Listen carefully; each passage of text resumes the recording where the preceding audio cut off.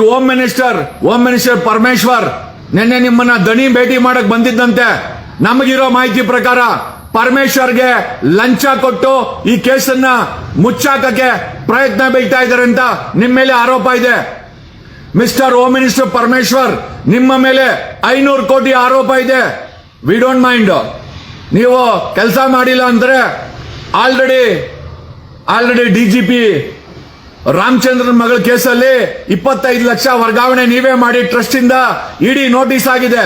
V will write against home minister to CBI and ED. ಕರ್ನಾಟಕದ home minister ವಿರುದ್ಧ CBI ಮತ್ತೆ ಇಡಿ ಬರಿತೀವಿ. V heard it.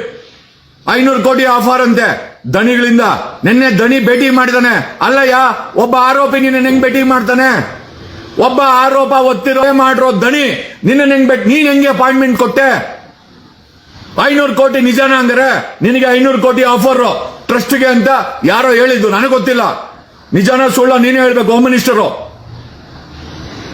The home minister, we will write a complaint against you.